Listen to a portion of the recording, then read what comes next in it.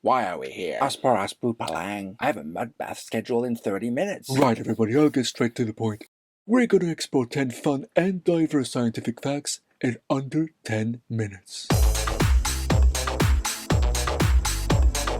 Let's start with the cells that make up a human being. It's an established fact that their body is made up of more bacterial cells than human ones. What? Filthy creatures. It's true. On average, 56% of their cells actually belong to bacteria. Alu Palang Kalor. I'm afraid not, Zico. Bacterial cells are much smaller and therefore lighter, so by weight, each person is still 99.7% human. Okay, I'm hooked. What have you got for us next? How about the fact giraffes are 30 times more likely to get hit by lightning than people? Per JJ. Well, that might explain why he never leaves the ship. Well, it's actually about population densities and statistics. You see, between 1996 and 2010, there have been 5 documented instances of lightning fatally killing a giraffe. But since there were only about 140,000 giraffes at the time, that's about 0.003 lightning deaths per 1,000 giraffes, which is 30 times more than humans. I've never trusted statistics for that reason. Alubalu Aspar Nagu. It's sad that according to a more recent count, there are only 117,000 giraffes left on the planet. Oh, poor Gigi. It is indeed sad to hear humans are not the best custodians. But McCluck, I'm afraid if you don't like statistics, you may not like this next one. What's the order of the rocky planets on Earth's inner solar system? Easy. Mercury, Venus, Earth, and Mars. Wow. Would it surprise you to learn that on average, Mercury is actually closer to the Earth than Venus is? Whatever you've been smoking, Doc. I'd like some. Don't worry. The planets haven't rearranged themselves. It's all about averages. Mercury is still closer to the Sun. Well, that's a relief. But its furthest distance from Earth, when it's on the other side of the Sun, is actually less than the distance when Venus is furthest away from the Earth. Being closer to the Sun also means Mercury orbits faster. So take an average of the distances between the two planets, and it turns out that Venus is, on average, 1.14 astronomical units away from Earth, whereas Mercury is 1.04 AUs. What's an astronomical unit? Oh, it's a unit of measurement which represents the average distance between the Sun and the Earth, which is roughly 150 million kilometers. I told you. Statistics, averages, and maths can destroy our perception of the universe. Okay, let's step away from astronomy for a bit and focus on nipples. Getting a bit personal, Doc? Well, we all have them. Speak for yourself. I thought we'd evolved beyond mammalian centricism. My apologies, McCluck. You're right. Only mammals have nipples, and humans generally have 2. Generally? Yes. Some happen to have 3 or even more. Yeah, but that's super rare. Not as rare as you'd think. In fact, 1 in 18 humans has an extra one, although many lurk just beneath the surface and are invisible, while others are fully formed and even have milk-producing tissue. Why is that? Well, the genes that produce multiple nipples are not gone from the human genome. They're just inactive. Since humans only produce small litters, they only get 2. But through the odd mutation, a 3rd one can be created in certain people. Well, I'll be glad I don't have to worry about that. I'm sad I only have 2 instead of the 12 or 14 I could have had. Alus Balu Casper Albert. Polythelia. Never lacked those weird scientific names. Ah, that tells me you might actually be suffering from hippopotamonstrosis. Gesundheit. Hippo. What now? Language never stops being horrible to people with various phobias. In this case, the fear of long words. You've got to be some kind of a sadist to come up with something that long to describe that condition. Just like the guy who put an S in lisp. So, how do you pronounce that again? Hippopotamonstrosis. Hippo. Hippopoto. Okay. Monstrosis. Right. Quipedalio. Uh-huh. Phobia. Hippopotamonstrosis.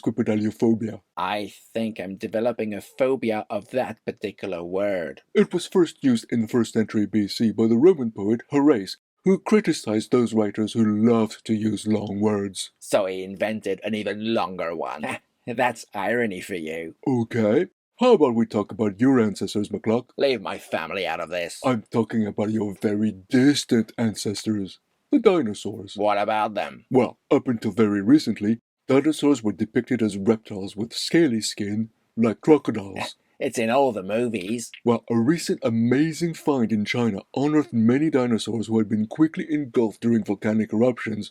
They were killed so fast, it preserved their skin tissue for millions of years. Yeah, we usually only ever have bones, and you can't tell much from bones, really. Exactly. And these dinosaurs were found covered in feathers. What's so funny? Well, I'm just imagining Jurassic Park with a feathered T-Rex. Why? You think eagles look ridiculous? Oh, no, I'm just imagining a T-Rex looking like a chick. Never mind. Okay, it may be best to move on. Did you know the Earth's spin is actually slowing down? And how do they know that? I was just gonna ask that. Be faster next time. Interestingly enough, thanks to fossils. You see, coral lay down a layer of calcium each day. These create a pattern to represent the seasons. And in some fossils from 430 million years ago, we see that there are 420 lines before the cycle repeats, meaning that back then, a year lasted 420 days, since the speed of the Earth's orbit around the Sun doesn't change. Hold on. Earth only has 365 days in a year. It does, today. But back then, it was 420, which means that 430 million years ago, each day lasted 21 hours. Damn. And to think 24 hours isn't enough to get everything done. I feel sorry for those long-dead coral. Okay, here's one to please our captain. What's stronger than concrete? Octopuses? No, Pascal. I'm thinking about his favorite hobby. Why, it can't be Lego. It most certainly can. Lego is made up of a special type of plastic known as acrylonitrile butadiene styrene. Here you go with your long words again. Just call it ABS. A few years ago, researchers found that a single Lego brick can support the weight of 375,000 other bricks before collapsing. Theoretically, that means you could build a tower 3.5 kilometers high with them. That's nuts. So why don't they use them to build skyscrapers then? Or put simply, cost. And availability, of course. And logistics. Damn. Who knew the captain's hobby could be so resilient? Okay, let's talk about pets. Humans love their pets, the most common of which are dogs and cats. Imagine being subservient to another species. If they're looked after well enough, it could be a nice life. It certainly could. But sadly, those pets don't live long. On average, a dog could live around 10 to 13 years, while a cat has an average lifespan of 15. Albo sinew, kalang patang. Of course, this depends on the breed and many other factors, but we're talking averages here. However, the oldest dog that we know of was an Australian cattle dog named Bluey, who lived to the ripe old age of 29 and a half. Wow, impressive. And the oldest cat? The oldest cat was called Cream Puff. She was a tabby mix and lived to be 38 years old. I wonder how long our own lifespans are. We're mutants, Pascal. No one actually knows. Except for Zico, he's not a mutant. Galu galu nabu boom zoompa. Well, that's not much help. Okay, you'll be pleased to hear we've reached our final fact, and I thought I'd save the best for last. Which is...